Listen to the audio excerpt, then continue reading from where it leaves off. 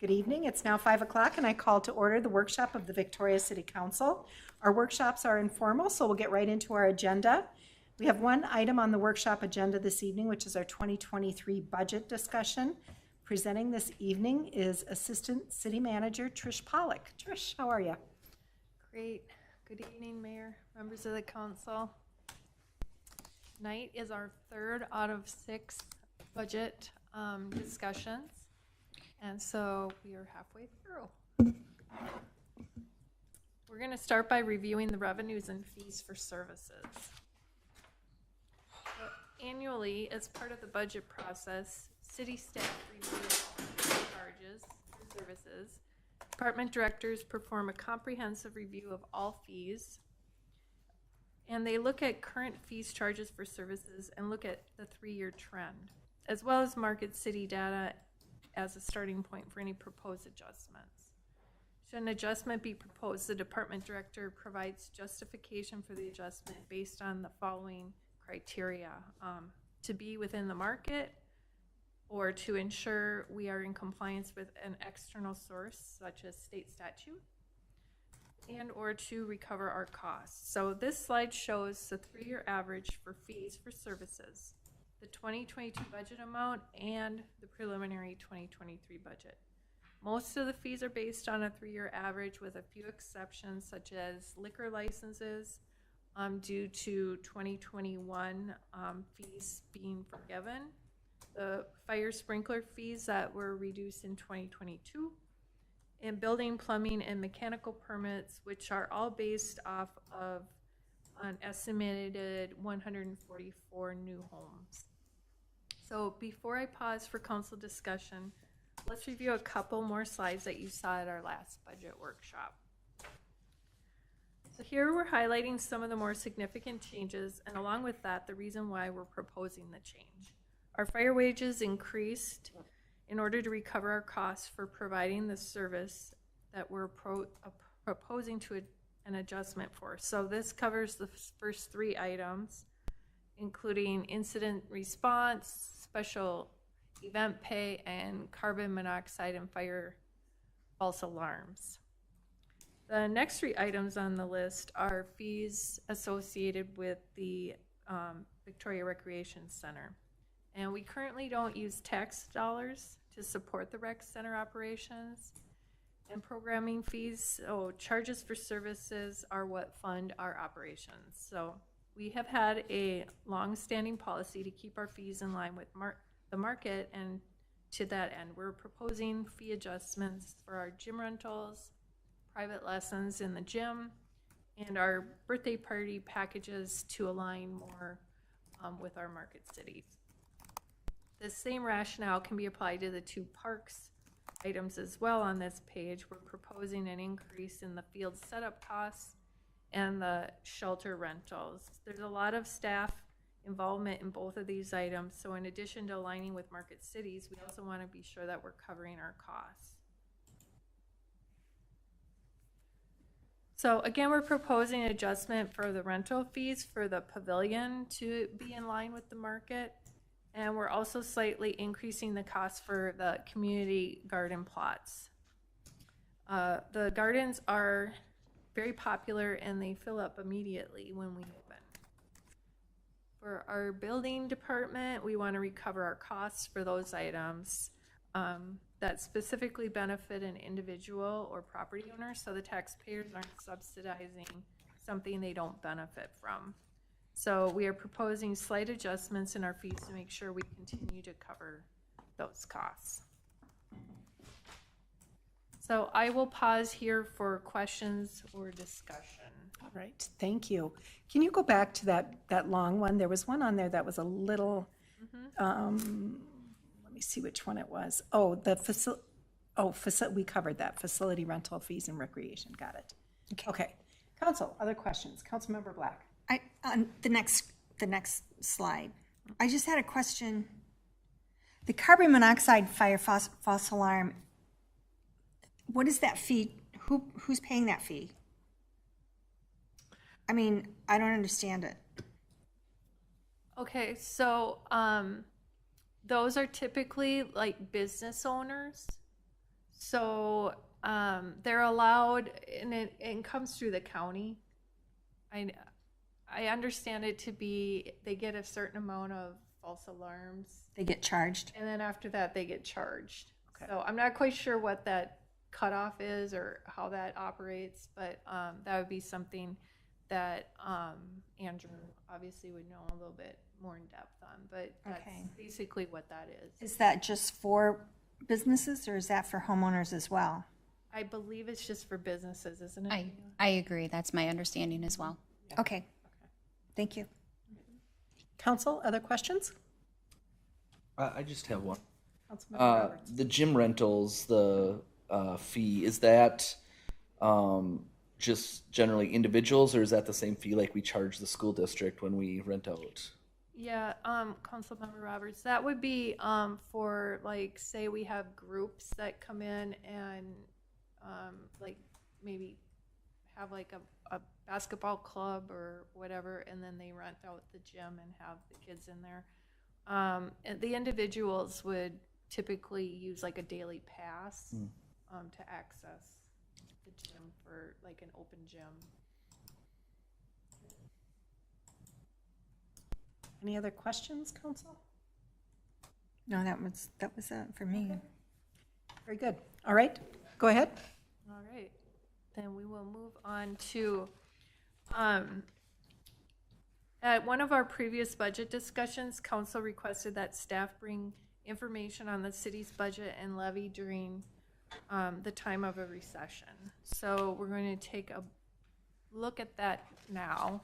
So there's a lot of information on here, but just to highlight, the recession of 2007 through 9, which are highlighted, shows the greatest impact in our market values beginning to drop 2 years later. So it kind of shows how that flows in 2011 through 2013.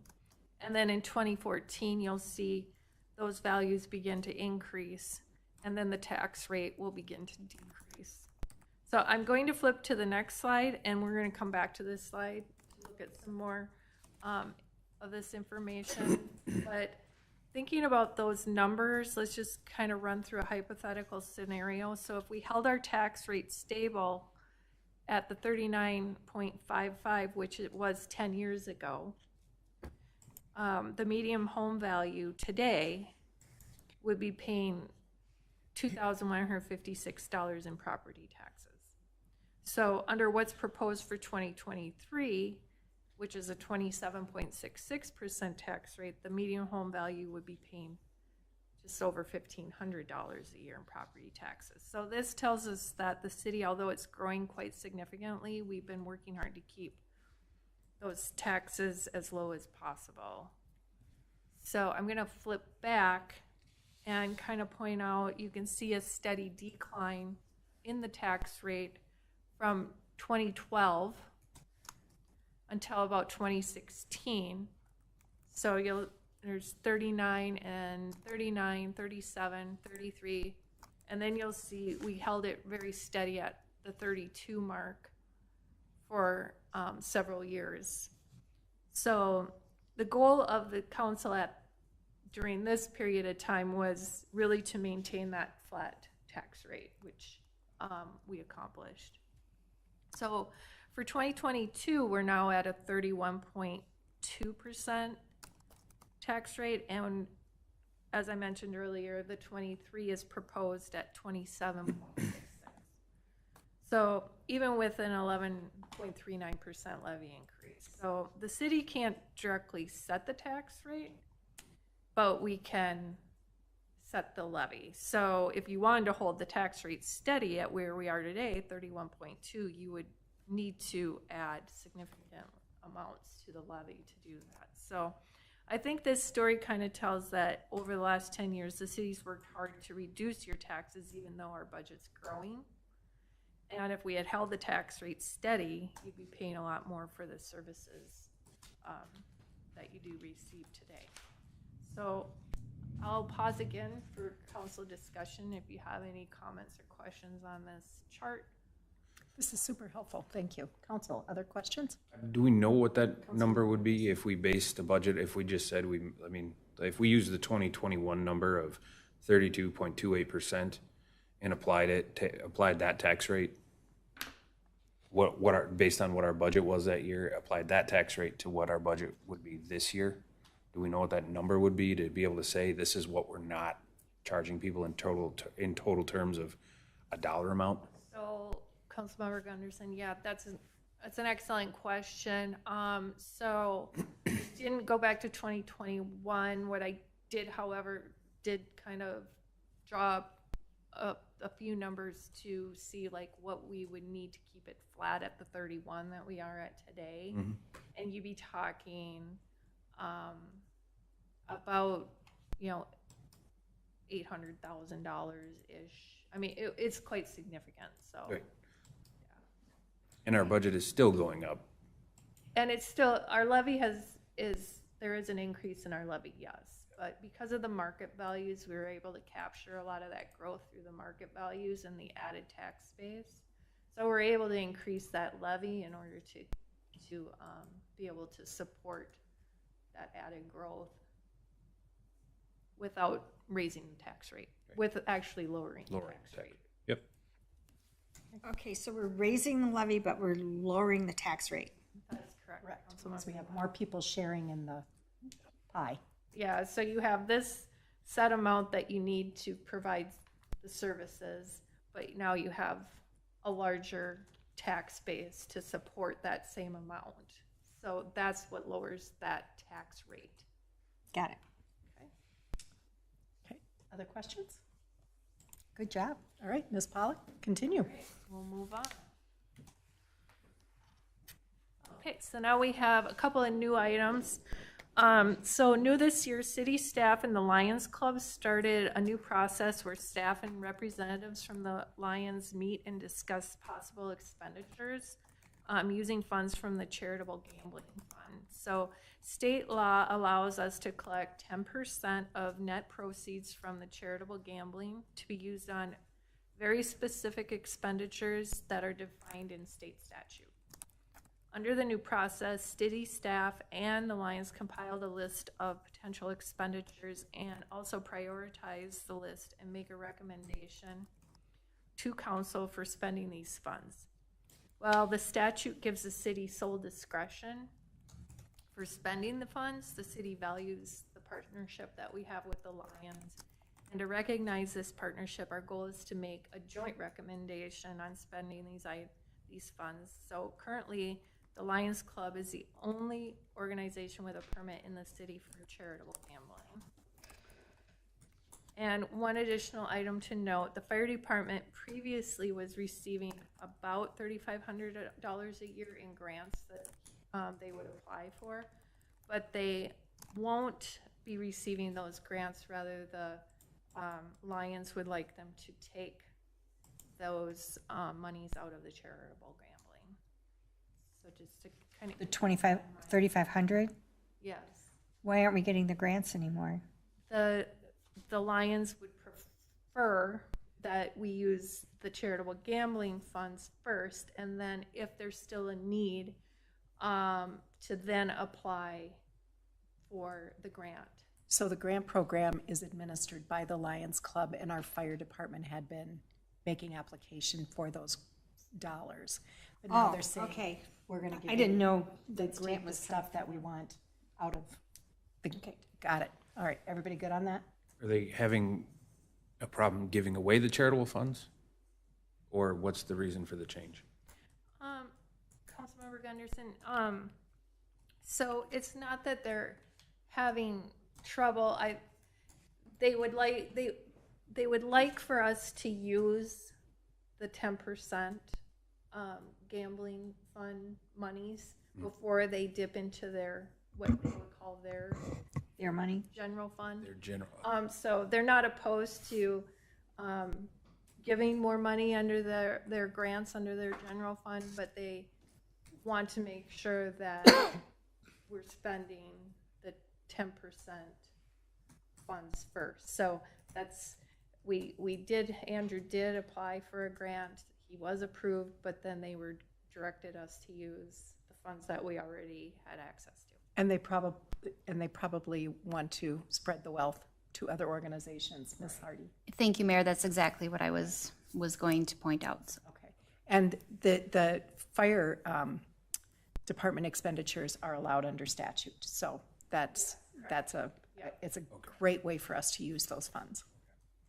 So this slide will show some of those items that we had discussed with the Lions.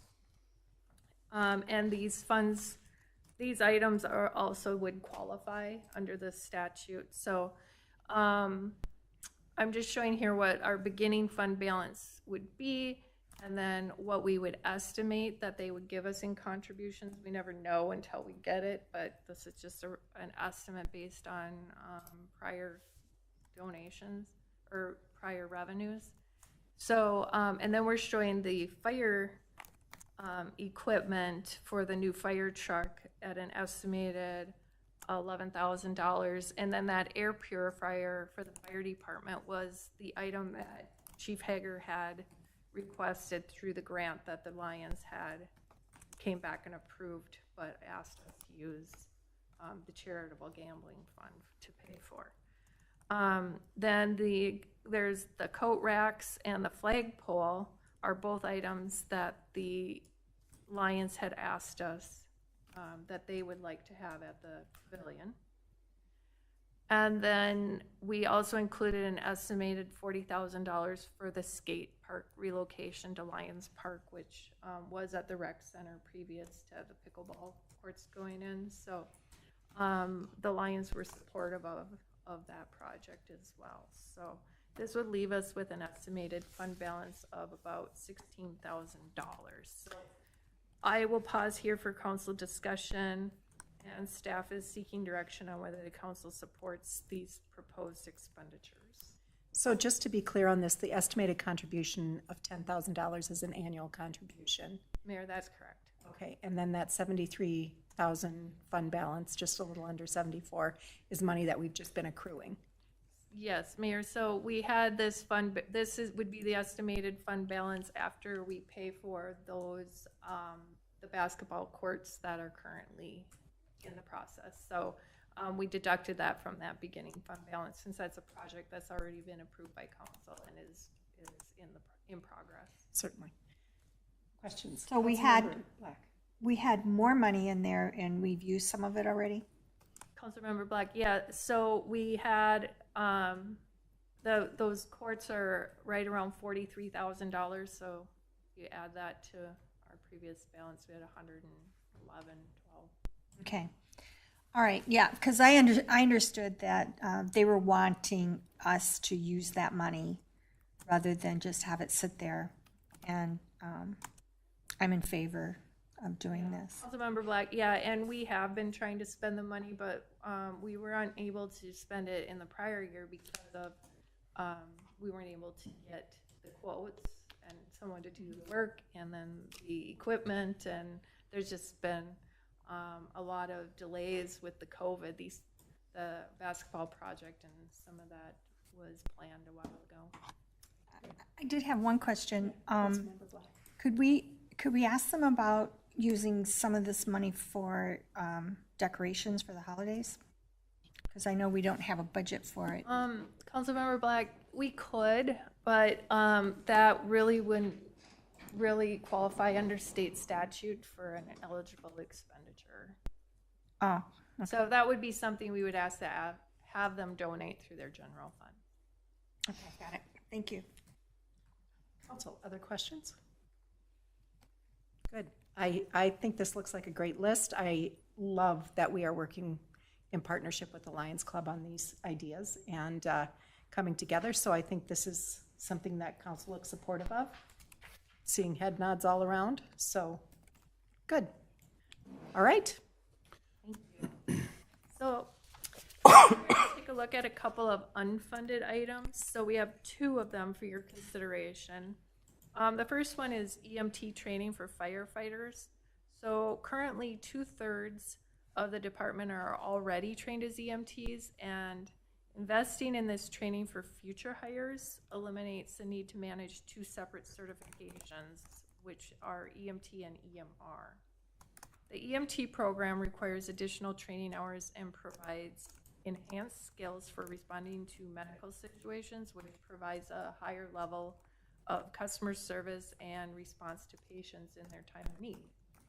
Historically, the state has provided the city with reimbursement dollars for firefighter training, and we anticipate receiving and using those funds to help offset this cost. So staff recommend council include the $8,500, which would be a levy impact of 0.1% in funding to train the newly hired firefighters to an EMT standard. And then the second item is the Southwest Corridor Transportation Coalition, which is an organization comprised of local government officials, business owners, and other residents that advocate for transportation improvements in the Southwest metropolitan area of the Twin Cities. If you recall, in 2021, SWCTC representatives approached the city and inquired whether the city would rejoin the coalition as members. A representative had presented informational overview from their organization and discussed the benefits of the membership, and council ultimately decided not to join for 2022. So the city has once again been approached about membership and expressing that coalition's focus is on state and federal funding of Highway 5. So staff wanted to check in with council to see if the shift to that focus on Highway 5 would cause the city to reconsider membership. So prior to 2017, the city paid $2,500 annually for this membership. And since that time, the city has supported the coalition's efforts, but has not held a paid membership. So membership fees for 2023 would be $2,500, a levy impact of 0.04%. So after you've had a chance to review the entire updated levy information, we'll circle back for you to discuss and determine if you want to add either of these items. So let's take a look at the updated levy and budget information. So just a quick review, the city tax levy process. The city council sets the city levy annually. In September, council will adopt a max tax levy. State law prohibits the council from setting a final higher levy than its preliminary levy, and the max tax levy must be certified to Carver County before September 30th. City council and staff will continue to discuss and refine the tax levy through the fall. So as you all know, but I think it's important to note for the public's benefit, each year we start our budget process with how much we need to deliver the same services we are today and to meet our planned commitments like paying our debt and to achieve our strategic plan priorities. Our preliminary budget in June estimated 11.59% levy and increase, and during the July 27th budget workshop, council directed staff to look for ways to reduce the levy. So department directors have spent the last month looking for the opportunities to make reductions. So I'm proud to say that our entire staff and especially our department directors take our fiduciary responsibility for taxpayers very seriously. And as such, it took the direction of staff making that reduction to the 11.39% where we are today. So further reductions at this time would likely mean a reduction in services or in an impact to our operations. So later this evening, we'll be seeking guidance from council as we prepare for the max tax budget and levy if further reductions are desired, and if so, where council would like us to focus. So we're going to review our departments and what the budget reduction impact would be for those departments. So community development. This department provides essential services that keep our economy and community strong. As the city continues to grow, more staff time will be needed for project completion, community outreach, interaction with residents and business owners. And what the community development department would be able to achieve would be impacted greatly by any additional budget cuts. So since July 2020, the city has received 270 single-family and townhome permits. Currently, there are 502 proposed units. As 2023 approaches, the city will see an increase in retail and commercial development, and there will be a need for dedicated staff time. Budget reductions in the community development area would impact the following: public communication, the ability to effectively communicate to public audiences with timely, accurate information, community partnership development, and the ability to harness, work with, and lead community stakeholders to develop economic development initiatives such as public art, placemaking, and DEI.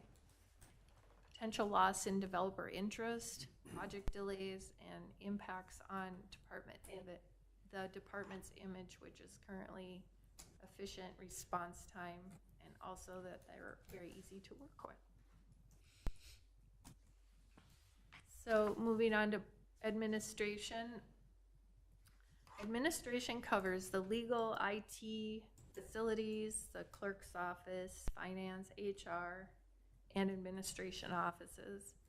The department holds the overall responsibility for the day-to-day operations citywide and is responsible for carrying out the directions and policies of the council, including strategic plan priorities. The budget covering each of these areas within administration were developed with actual costs. For example, we know what our prosecution contract will cost next year, or we're applied with a modest inflationary increase of 3%. Which is well under the real cost of inflation, which has been at its highest rate in 40 years. So the proposed budget does include one new item, a facilities project to install an ADA barrier underneath the stairwell on the first floor at City Hall for a projected cost of $3,000. This project is a requirement for obtaining a certificate of occupancy for the new sheriff's office build-out. And currently that space is allowed to be occupied under a temporary occupancy permit. So we highly recommend not removing that project from the 2023 budget. Budget cuts in administration area would be impactful organization-wide. So we strive for service excellence as identified in our strategic plan, and we feel reductions in this area would impact our ability to achieve and maintain the service excellence organization-wide that our residents and businesses expect from us as an organization, and limit what we're able to achieve on the adopted strategic plan. Budget reductions, depending on where it would be focused, would be impactful in various ways. For example, if the focus is to look at contracts for services to find out where we could reduce, we may need to reduce services or hours obtained in contracts. For example, fewer days for the custodial services, elimination of annual window washing, and or moving that to maybe every other year. The list goes on. Investing in technology and focusing on operational efficiencies through streamlining and automation have allowed us to delay hiring staff and hire fewer staff overall. So if we focus on investing less in technology, we run the risk of needing additional staff in the future. Discouraging innovation and proactively exploring ways to automate and streamline processes. We may not be able to offer as many services or forms or permits or other ways to interact with our residents in the way we conduct our business with the residents online. So also, the city's not immune from the challenges faced by businesses in the public and the private sector, which includes recruitment, retention of top talent and qualified individuals. As a smaller city, we can't compete with large public sector communities like Chanhassen or Plymouth.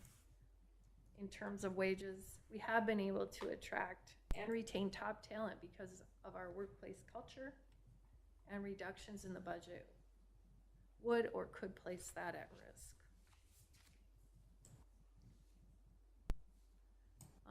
Taking a look at public safety. So during council's all-day workshop earlier this spring, you directed the creation of a public safety department to oversee the development and implementation of the city's first community service officer program. This is meant to augment police services within the city by allowing deputies to focus on criminal activity, emergency responses, and situations that need a licensed peace officer involved. Savings could be achieved by delaying or not moving forward with the CSO program. Currently, the proposed budget includes a June 1st start date to the program with one CSO.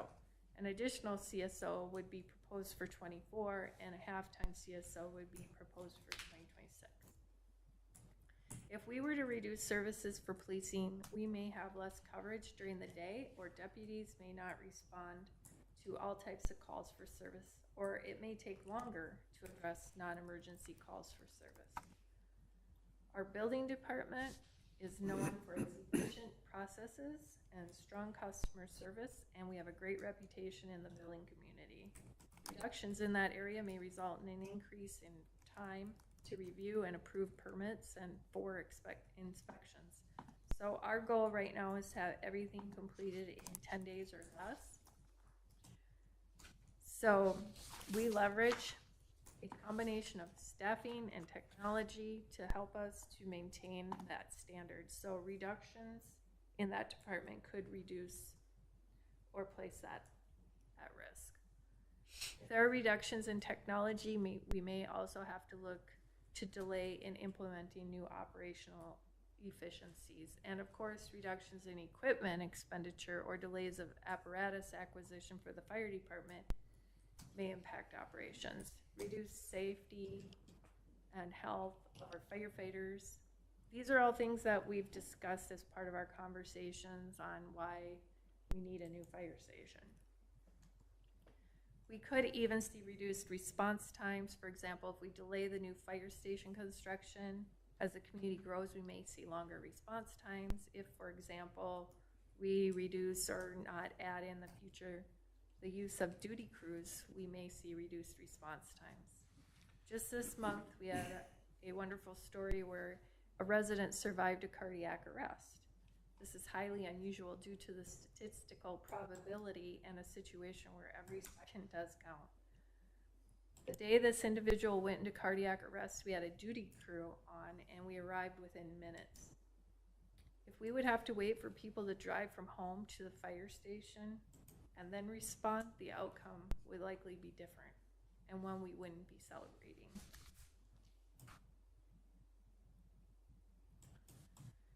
Our communications department is already lean. It's a tiny but mighty department of one. Our communications and public engagement manager is the force behind showcasing the city and behind many of our great events. She manages our social media presence, our website, and our involvement in those events. She publishes our quarterly newsletters, writes press releases, interacts regularly with the media. She works with all of our departments to assist in the creation of content and to ensure we have a cohesive branding to our materials. As our population grows, it will be important we continue to be able to reach everyone. This department has been impacted by the supply chain issues and related cost pressures as the cost of paper, printing, signage, and other communications collateral continue to increase at extraordinary rates. For communications, the 2023 proposed budget includes the addition of a new resident packet for $1,000.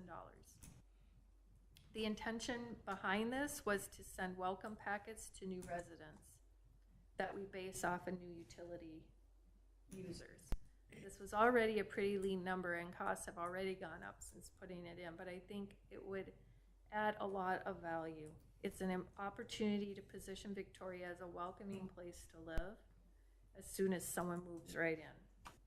It will also hopefully help us get ahead of some of the issues we've been having by educating new residents about watering restrictions and other water conservation efforts. This is a new project, and it could be delayed if council didn't share this, the same as staff does of the views of its value. We also want to note that it's best practices to refresh our websites every 3 to 5 years. So our website was last refreshed in 2019. The proposed 23 budget does contemplate going to a new website platform, and while the cost is slightly more initially than what we're paying currently, we'll have much more flexibility within the design to incorporate forms, videos, and other items that will help residents better navigate and interact with our site. The price will go down after year 3, whereas the current platform would continue to increase by 5% or more each year. Again, the new site also provides more service features like an integrated online form system that will help improve our service delivery. Also, although it's an increase for the first 3 years, there will be significant cost savings long term. So reductions in the communication budget would certainly impact community engagement. Depending on where reductions would be focused, we may conduct fewer polls or surveys, we may not be able to produce as many brochures, or we may have to look at eliminating or modifying our involvement in events like the farmers market, fall fest, winter lighting, etc. We may need to look at changing the frequency of our publications and or looking at using less color, using lesser quality paper. These are things we've explored in the past, but we would like to maintain our current approach, as it is often the first and sometimes the only interaction that residents have with our city.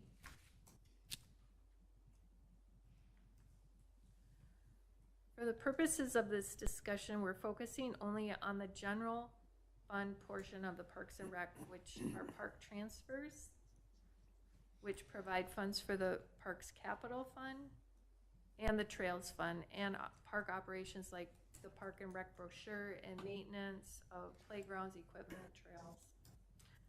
Budget reductions would impact the Parks and Rec department operations, so the appearance of our parks, trails, and park amenities would be most impacted by any type of budget reduction, which is rough considering we are the city of lakes and parks. Depending on where reductions would be focused, the impact could or would vary. For example, we may need to extend the time in between tree trimming and mowing along trails and at parks. We may need to do weeding and mulch replacement at parks less frequently, or we may need to delay or reduce the scope of playground equipment replacement. We may need to limit the number of rentals we can manage or reduce cleaning services at park facilities. The city maintains over 32 active and passive parks and 34 miles of trails. So during the department overviews at our last budget discussion, Park and Rec Director Ann Monkey shared a slide showing how the city currently budgets $756 per acre for park maintenance, but the projected cost is $1,300, just shy of the national standard of $1,500 per acre. So the story this tells is that we've already been doing what we can with the funds that we have, and we believe our Parks Department is operating at the bare minimum. So any reductions would impact the long-term maintenance of our park system and have a wide impact on the park operations in general.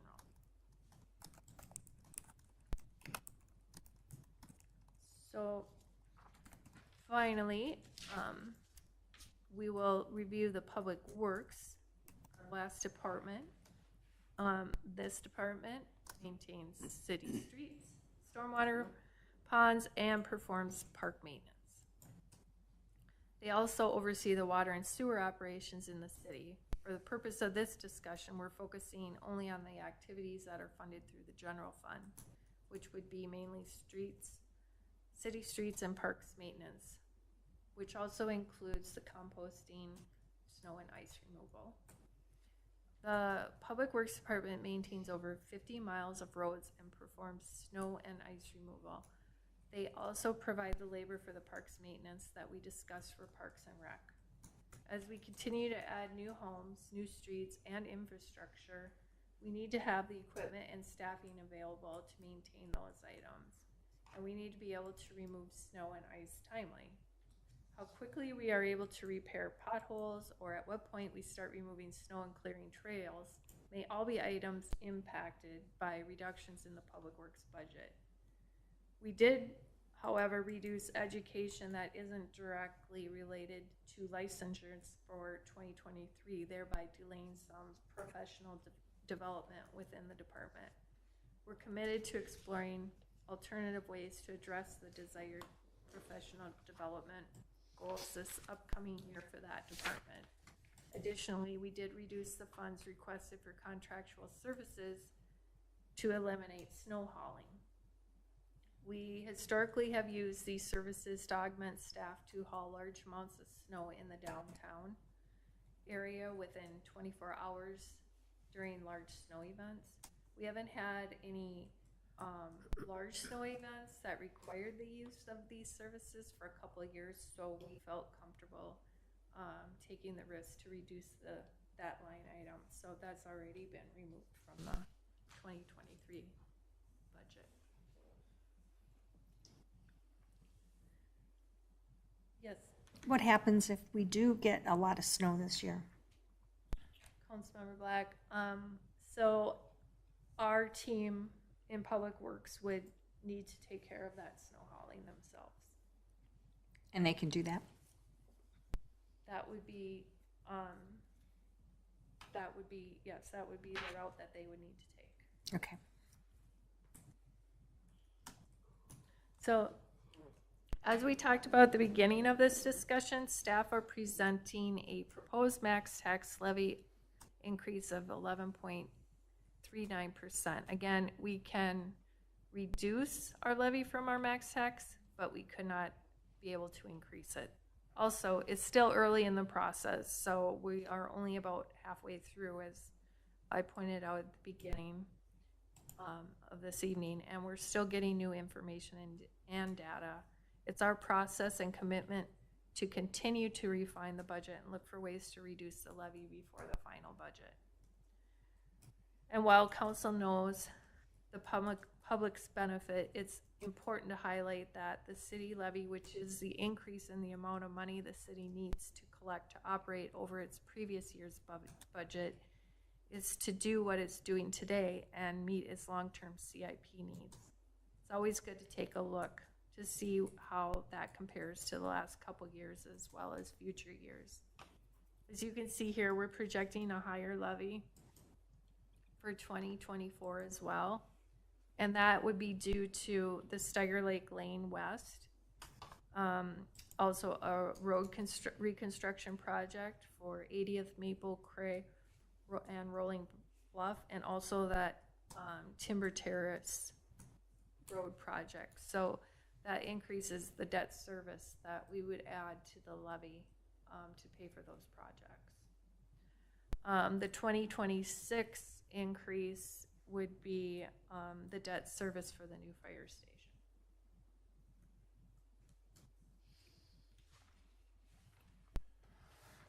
So as you can see, this is why our long-term planning and multi-year approach to budgeting is critical. So we're watching out, those very detailed in the 5-year plan, and then we also have it out 20 years in our long-term plan and trying to manage that debt service and levy. So looking at some further details, an increase of 11.39% in the levy translates to $5.2 million for the general fund, which is an increase of about $890,000. Slightly under $1.2 million in debt service, a decrease of $56,000, and just under $1 million in transfers to capital and other operating funds, a decrease of nearly $80,000. The total city levy would be $7.4 million, or an increase of $750,000 roughly, to fund current services, meet plan commitments, and achieve strategic plan priorities.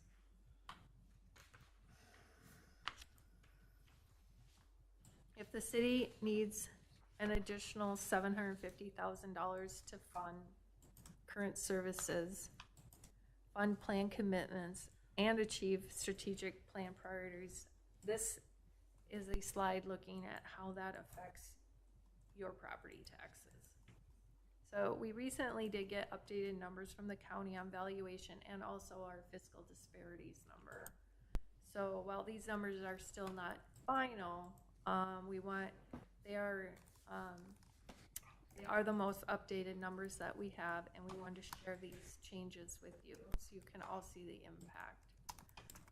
Valuation increased more than what we had presented during our June preliminary budget, but the median home value is valued at $547,200.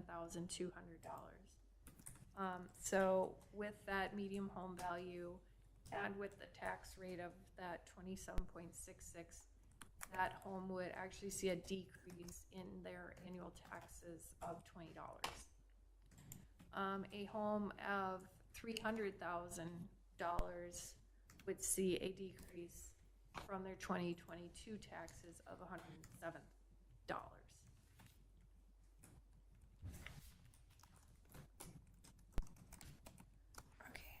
As you've heard in the past, 80% of the city's revenues come from property tax dollars. So those funds are deposited into the general fund account, and it's how we fund a majority of the services that we provide as a city. Since the city is a service organization, a good chunk of our costs are associated with people needed to deliver those services.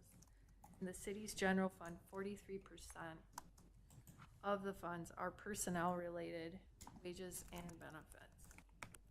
Current expenditures make up 32% and include things like contractual services, IT, prosecution, city attorney, GIS, sheriff services, etc., as well as costs for equipment such as fuel, vehicle maintenance, utilities, insurance premiums. At our last budget workshop, you heard from department directors about the budget pressures each department is facing, as well as budget pressures shared collectively citywide.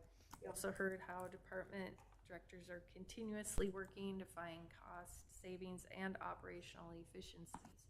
Each department highlighted a few specific examples, and I think this demonstrates our culture of continuous improvement and fiduciary responsibility. Transfers to other funds are for funding some of our other adopted plans in other funds, such as long-term street maintenance fund, capital facilities, public works, and fire capital, rails, parks. That is 11%, and then debt service payments are 14%.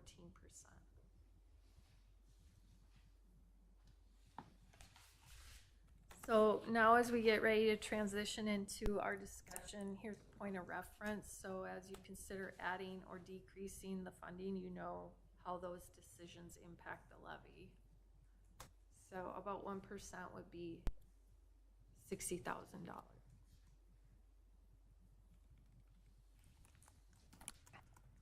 So earlier we presented information on a couple of unfunded items. So now we're circling back to check in on whether council wants to add either of these items to the max tax budget. So does council support the EMT training for new hires, which would be an increase in the levy of $8,500 or 8.13% increase? And again, we would be hoping to get state reimbursement for that item, but we would need to budget it because we don't know for sure if or how much that reimbursement might be. So that $8,500 could be less with state reimbursement. We just don't know what that would be. Member Gunderson, yeah, it could possibly pay for all of it. We just don't know until we get it. So. And when is the timing on when we would know? Next year. It seems to me he usually gets them in the mid-year, right? Yeah. June? Okay, so we have to increase our budget, no matter what. Yeah. And it seems like a no-brainer to me, to be honest. I mean, if we want our people as well trained as possible to. Right. A couple questions on that, though. So our current crew is all EMT certified, correct? And this is just for new hires, the EMT training for new hires. Do you want me to respond to that? Yeah. Please. So mayor, members of the council, currently about half of our department is trained to the EMT standard. So at this time, we're not proposing to go back. It would just be as we continue to recruit that we would train those new recruits to the EMT standard. So over time, that So over time, everybody would be there. The ones that aren't EMT, are they that lesser? I don't remember what the EMR. Classification. yeah the class case. That is correct. Yep. Okay. How does our fire department, just kind of in the overall scheme of things, how does our fire department fit in around training with what our expectation is from our services with Ridgeview Medical Center, what our expectation is with Carver County Sheriff's Office? What is their role? Are they Yeah. first, So- second? Ms. Hardy, please. Thank you, Mayor. Excellent question, Mayor, members of the council. So I'm not the fire chief, obviously, but I'll try to answer to the best of my ability. And if we need to correct the record at a later date, I will come ahead and do that. So essentially the way it works is that we take our medical direction from Ridgeview. They are our medical director. And so we are limited with what we can do when we arrive to a scene based on our level of training and what the medical director, which is Ridgeview, allows us to do.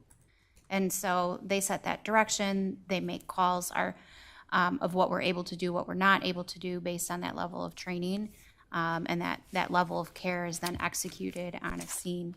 So they work very closely with our fire chief in our department on those responses with how we're supposed to respond. Is that on a call-by-call basis, or is that just a general? So they understand for the most part what they're able to do based on their training, but they do have very specific limitations. And if something is in question, there are conversations or dialogue that happens. The medical director needs to weigh in on that. So, they're pretty well trained and understand what they need to. They're not going to go and try something that they've never tried before. They're very well trained, and it's a pretty prescriptive process, well-defined process. The county, the sheriff has been here in previous meetings and has shared about the level of training that all the deputies receive. And they are trained at the very basic level.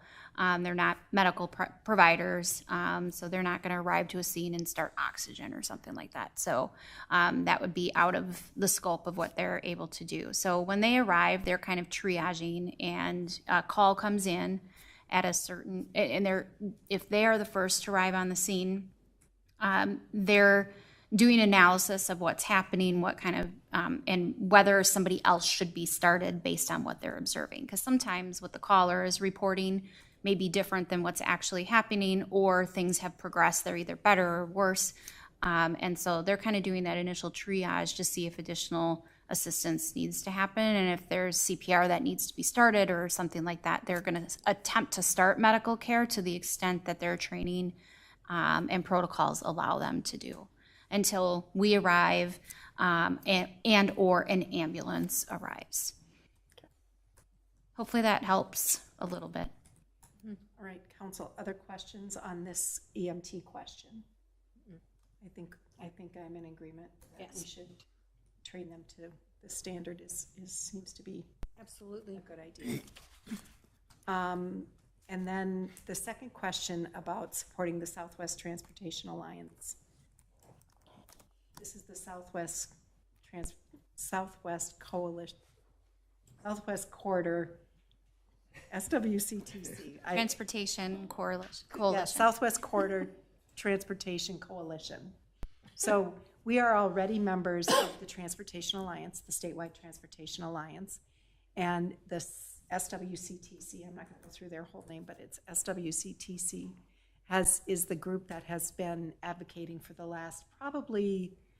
35 years or so on the 212 expansion.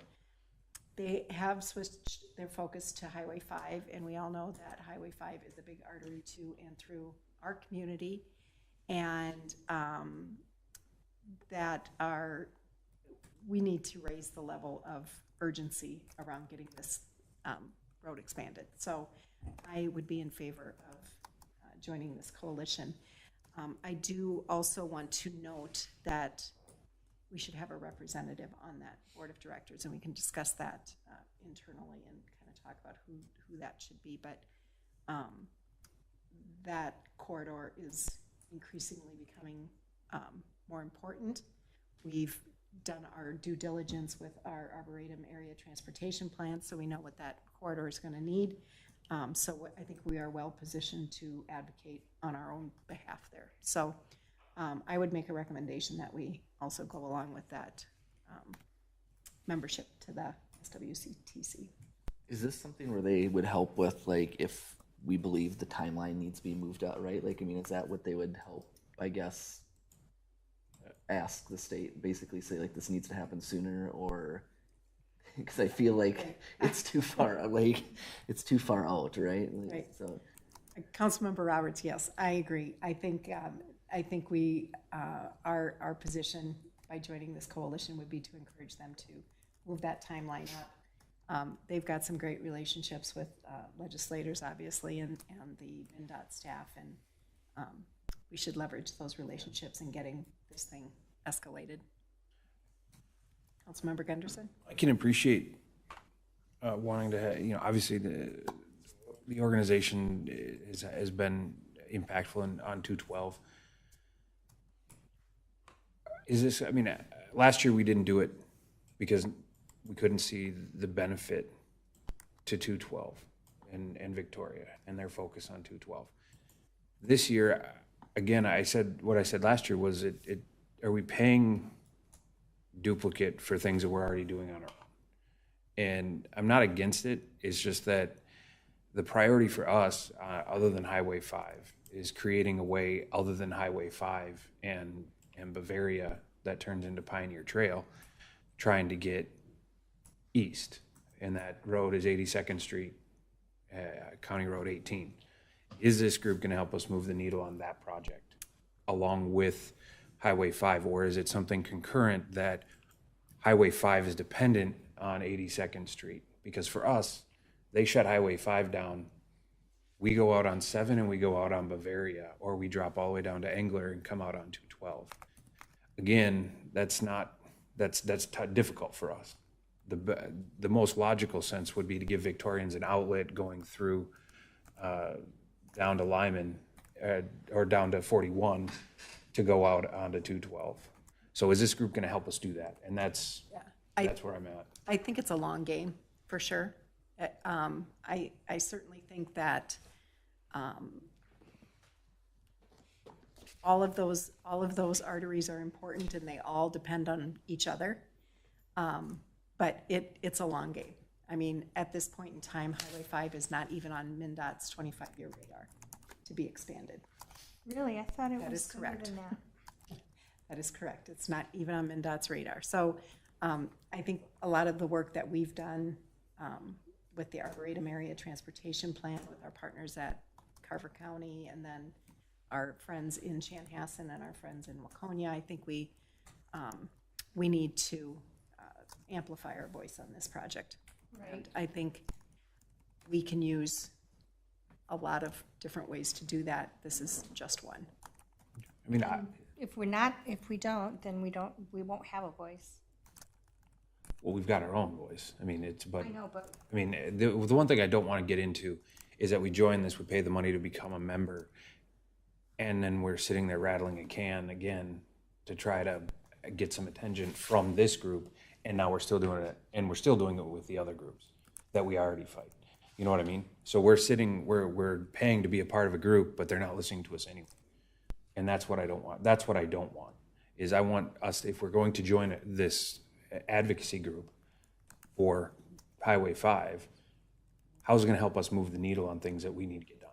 And I'm okay if we want to try it for a year and see and say, this, we're gonna do this, and what and how what are the measurables that we're getting back? Whomever on this panel is the representative, what can they report back to say, this is how this group helped us, and this is where we're going, and I think there's benefit for the long game, to the mayor's point. And that's not lost on me. So let's make sure that we're not having this group not listen to us while we're already having another group sort of not listen to us on the growth that we have on Highway 5. Yeah, I think our participation and kind of holding the feet to the fire and being that annoying voice in the room that continues to beat the drum on Highway 5 is a really important thing. So, And you're right, we can and do it once and see. I agree. I mean, there's got to be some accountability to spending this. The good news is we're not going to be the only one, right? I would assume Laconia is going to feel the exact same way, right? Because it's going to be worse, you know, they have to come through us to get. Yeah, Chan. Right. And Who's in this? There's a big list. You know, it's Carver County, it's a lot of the cities, it's a lot of the folks along 212, Chaska, Cologne, Norwood, Young America, you know, all of those communities have Okay. ponied up some dollars and lent their name to the list. yeah, I mean, I think, you know, $2,500 in the grand scheme of our budget is relatively small as we continue to grow. However, if we're ineffectual and people, you know, come and say, what have you done? You kind of look at them with a blank stare. They're going to say $2,500 is a lot for that blank stare. And so let's make sure we're getting something out of it. I think another thing that's really interesting is we've been redistricted. So now we're going to be in the 6th congressional district rather than the 3rd. Right. And so we have a whole new slew of people to educate about our concerns around Highway 5. So I think, to your point, I agree there needs to be some accountability for this money, and we have to make sure that the ROI was worth it at the end of the year. So, And you know, I'm happy to rattle some cages and as a new member. I mean, Highway 5, 82nd Street, they build that the rumblings where the Costco, if that actually happens and comes through, that's only going to make 41 even more of a jungle, and you know, just to hack your way through that traffic is going to be rough, especially if Highway 5 is not done, right? So let's make sure we've got Victorians a way to navigate easily and effectively for the things they do every day. yep, for sure. Great. All right, so I'm seeing head nods all the way around on this as well. All right, very good. Tricia, then moving on. All right, just a couple more slides. So, as we prepare for the max tax budget, we wanted to check in to see if council supports the proposed max tax levy or if further reductions or increases are desired. Additionally, if reductions are desired, where does council want us to focus those reductions? All right, thank you. Council, comments, questions? I guess I mean, Councilmember Gunderson.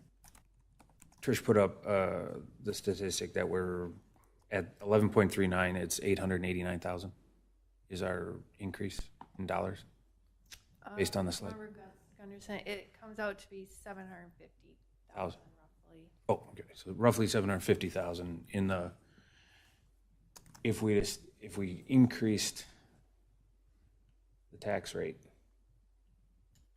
okay, that would increase basically what we're functioning on now, or what we need to function throughout the year, based on the presentation from what I can gather. Tax rate or the levy? The levy. The levy is what, but if we increase the tax rate, that would give us more, right? That would give us more money based on what you said, about $800,000 more. Councilmember Gunderson, yeah, it depends on how. If it were- We want to see that tax rate. Yeah, I mean, if we go operate It like would we take did quite from, a bit to get it to be like a flat tax rate. right, so if we operated like we did from 2015 to 2021, we'd be looking at a substantial amount of money. Do we look through and go, okay, what projects justify that if we did it? Just operate the way this council's done in the past, between 29 and 33%? Or do we take the win and say, we're able to increase the budget, while also people are paying less per dollar on their taxes. The only reason that they're paying more is because that their home values are worth more than they were. So we're actually, the sentiment is the same on this council as in previous councils, that the values of the homes are what's driving the increase in tax amount, not the council. Right. But we are breaking from our 7-year norm of functioning in that 32% range, which is cutting a lot of money out of the budget for the nice to haves, right? The projects that we aren't working on. So we have to be aware that we are doing something that people are asking us to do by keeping their taxes low in a tough year. But we're also giving up the nice to haves, and that should be said. And those nice to haves are trail connections, projects that come up at, that we just don't, the unfunded projects that we could say if we had the money, we could do it, but we don't, so we're not going to do it. And we've got and those come up every year. We talk about those every year. We have projects now, we've got a whole list of trail connections that money would go for if we wanted to. But I think we're in line with where people's sentiments are now at home, wanting lower taxes and the lower price at home versus the city taking the money. Councilmember Black. Well, our tax levy is less than normal. Our tax rate would be less than normal, but we're still going to be paying more taxes because of our value going up. Right. But we can't control that. But we can't Right. control that. We can control Right. the levy. We have a budget. We have to have a certain amount of money, and that's how they figured this up. I don't see an issue. The wanted things that you're talking about, we can't do all of that all at once. It takes millions and millions of dollars. So we do have them in the CIP, and we are doing them as we can. So I think staff has done an excellent job in budgeting this out and doing the best that they can for what we're dealing with. Yeah, absolutely. I just wanted it said that there are opportunities that people look back on and say, well, why didn't you do that? We did that because people wanted lower taxes. We didn't keep the tax rate at 32% because people wanted lower taxes. If they wanted us to do those, they should tell us that. But I think everybody does tell us that when we have these side conversations and our conversations at home. What are you doing to lower my taxes? Well, we're doing it now. Right. We're doing our best to keep your taxes low. Your home values are what's driving the increase. Right. Councilmember Roberts. It's kind of piggybacking off of what Derek is saying is, obviously I appreciate staff, looking for ways to reduce things. I do, and obviously, we've said it before here, right? We're proud that we run a lean and mean, budget. I do have some, and that's great, for our AAA rating and such that, but I just want to make sure, we've talked about projects and stuff. I want to make sure the people are okay. I know staff is very busy, right? Like everyone is super busy. So I just want to make sure we have enough money in the budget for, whether it means we need to add someone else, right? Like, I mean, again, I've heard that staff is very busy, that, we don't want to, we talk all the time about how we have the best staff out there, right? But we don't want them to be underwater. We don't want people to leave because they're burning out. So I just want to make sure, that everything's there, that we make sure that we're not losing really good people because they're burnt out. Yeah, well, the budget's for 5 new people, so. Sure, but that's Are you not saying necessarily in enough? Yes, I'm just asking. That's the question, right? Like making sure. Ms. Hardy, please. Thank you, Mayor, Councilmember Roberts, members of the council. A few things. First of all, thank you for saying those things and recognizing that. So staff do work hard. I do think we have the best team here. I really, really mean that from the bottom of my heart. We have amazing staff, and as Trish noted in her presentation, we can't always compete with the bigger cities that are surrounding us, and even in the metro area that are easy commutes for people, because they're either paying at we have a compensation philosophy that we pay in the middle of the market, which I think is really a great place to be. There are some communities close to us that are paying in that 85th percentile, and that's something that they're doing to recruit top talent. And so our recruitment for top talent is, we're taking a different approach to that, and that's really the employee engagement, the work culture, the flexibility that we have here. So, but I wanted to say thank you for those comments and your support, and it doesn't go unnoticed by staff. So we really do appreciate council's support. The 5 staff, and we have not brought this back to you yet, but we will be bringing back to you the 5-year staffing plan that we noted in our budget kickoff in June. We've been working on that, refining that. Part of the challenge that we have, we would love to be able to onboard more staff. Part of it, and we had good conversations with our department directors on what's realistic. And so some of the challenges is how it takes a lot to onboard somebody. So what is a realistic number? What's realistic based for each department and where those areas where that staffing is coming in that they can handle to onboard someone based on the projects that they all have going. So the budget does not start all 5 staff in January. So you're getting some of those savings because it might be May, June, September before somebody comes on. And those are all really been thoughtful. So that's been deliberate as we've come back to you with the budget, looking at those things. But space is a big, I mean, we've all talked about this. We've done some great remodeling here, but we're still at capacity. We shrunk our footprints of our workstations. They used to be, were they 8 by 12 or 8 by 16, and now they're like 8 by 8. So we're trying to they're very small workplaces for people, but we're trying to maximize where people have. So it's where do people go? We're completing the fire mezzanine. So when there's a little bit of a domino effect, so we have to be able, number 1, to onboard them. Number 2, do we have a place to go? And so the next kind of big piece will be when the fire station gets built in 2025, then you can start backfilling and funneling people differently to gain your next big space. So we'll have a little bit of a reprieve in 24, and then 25 you have another as things start to happen, because we need the actual physical space for people to go to. Do we have, what about the potential budget if, the library ends up moving somewhere else at some point, like how we would pay for converting that to, I'm assuming, office space? Yeah.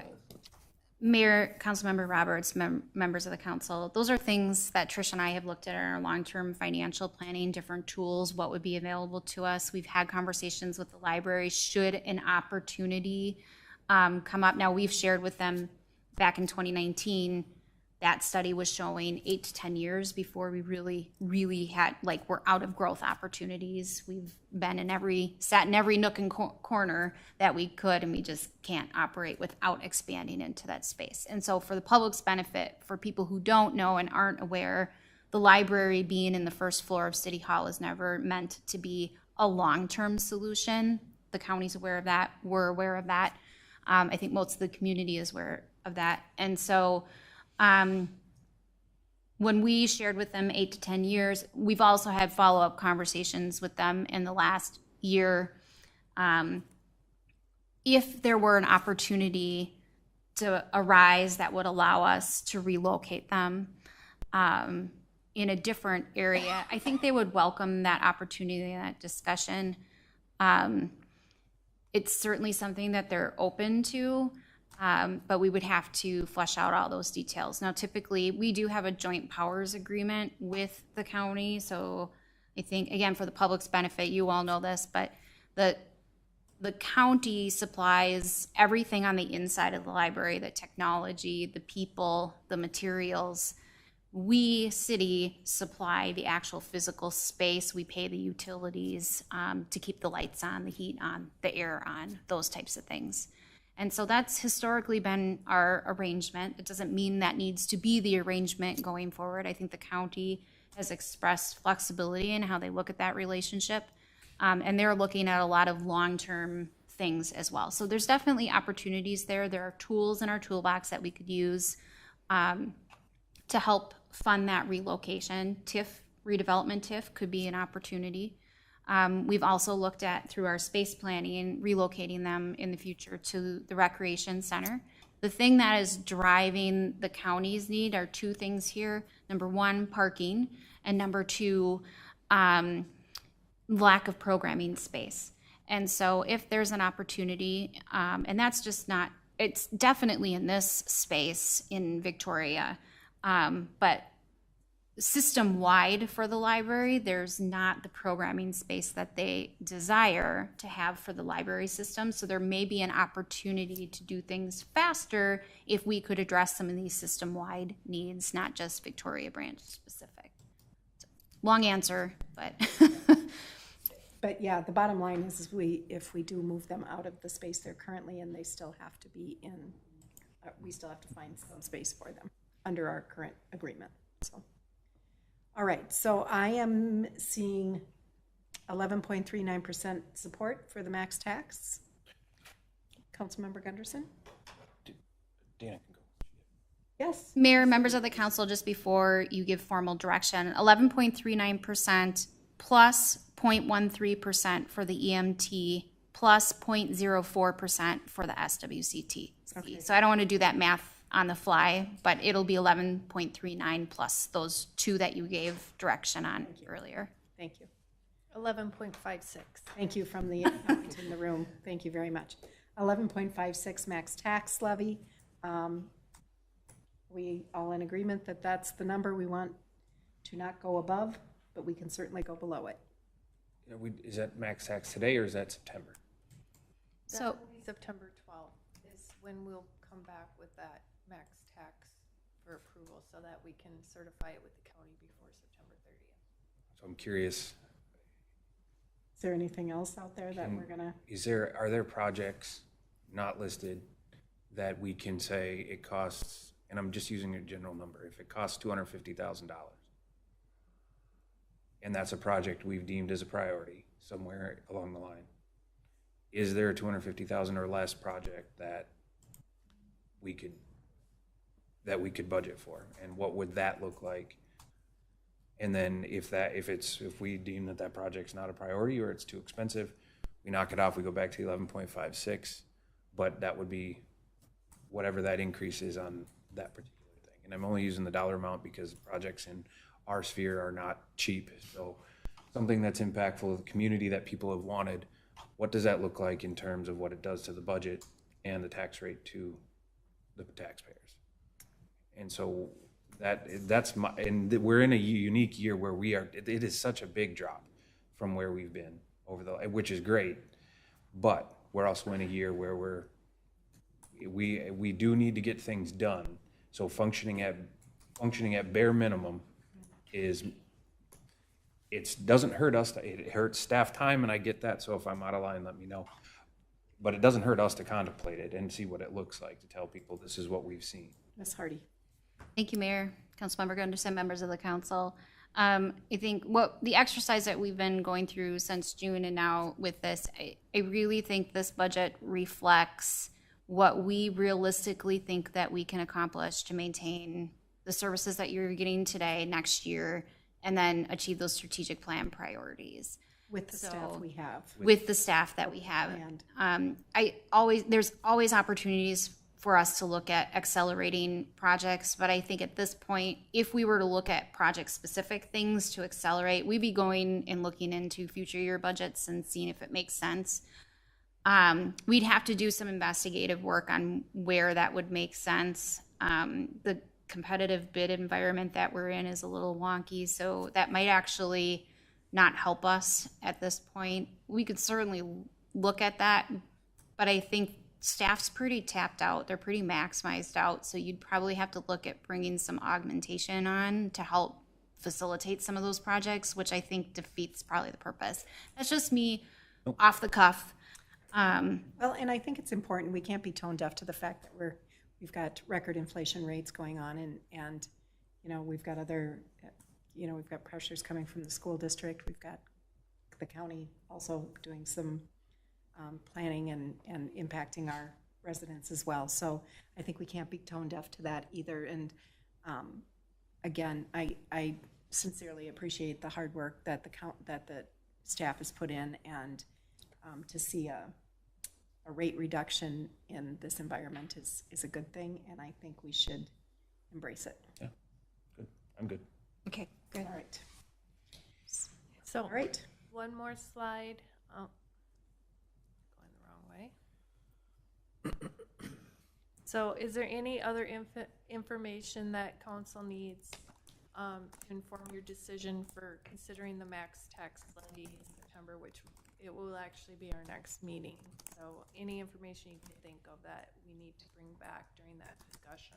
Good question, council. Anything that you are wishing you'd like to know, or something that would help with your decision-making? I think staff has done a nice, thorough job. That's pretty detailed. Yeah, done a thorough job. So I think the answer here, it looks like, is we're all good. Great, thank you. All right. Mayor. Thank you all. Terrific. Anything last comments here? So if there's no further discussion, there are no more items to come before this body this evening at the workshop. So I will take a motion to adjourn. Motion to adjourn? Second. We got a motion and a second. All in favor signify by saying aye. Aye. Aye. Any opposed? Motion carries. We are adjourned.